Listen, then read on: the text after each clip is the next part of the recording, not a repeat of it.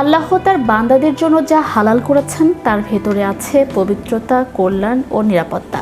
আর যা হারাম করেছেন তার ভেতরে লুকিয়ে আছে মানুষের দেহ, মন ও ক্ষতি। ইসলামের শূকরের গোশত নিষিদ্ধ হওয়ার বিধানও সেই রহমতেরই অংশ। কিন্তু ইসলাম কেন শূকরের গোশত হারাম করেছে? পবিত্র কুরআনে 4টি স্থানে শূকরের গোশত হারাম ঘোষণা করা হয়েছে।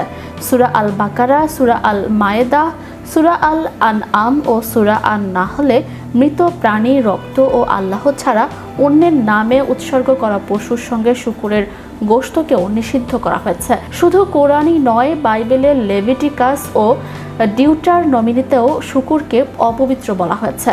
সেখানে উল্লেখ আছে শূকরের খুর দ্বিখণ্ডিত হলেও সে জাবর কাটে না, তাই সেটি মানুষের জন্য অপবিত্র। ধর্মীয় নিষেধাজ্ঞার পাশাপাশি স্বাস্থ্যগত দিক থেকেও শূকরের গোশত নিয়ে বহু সতর্কতার কথা বলা হয়।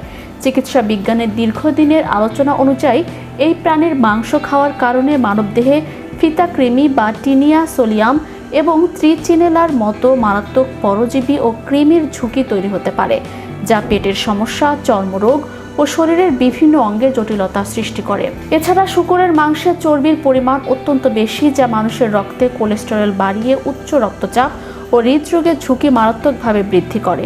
জীবনযাপনের দিক থেকে এই নোংরা প্রাণীটি নিজেদের বিষ্ঠা মানুষের মল ও ময়লাপূর্ণ জায়গায় বসবাস করতে স্বাচ্ছন্দ্য বোধ করে।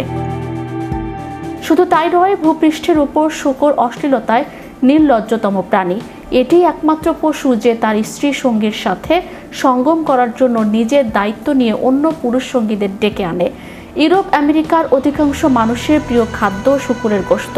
বিজ্ঞানের সূত্র অনুযায়ী খাদ্যাভ্যাস মানুষের আচরণে প্রকাশ পায়, যার জীবন্ত নমুনা তারা নিজেই। তাদের পার্টিতে উন্মত্ত হয়ে একে অপরের সাথে বউ বদল করা কিংবা স্ত্রীর সাথে মিলিত হতে বন্ধুদের ডেকে আনার মতো নির্লজ্জ আচরণ প্রমাণ করে যে শূকরের গোশত মানুষকে চরম অশ্লীলতার দিকে ধাবিত করে।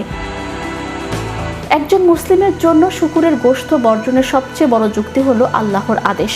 আল্লাহ যা হালাল করেছেন তা গ্রহণ করার নিয়ামত, আর যা হারাম করেছেন তা থেকে দূরে থাকাই ঈমানের মূল দাবি।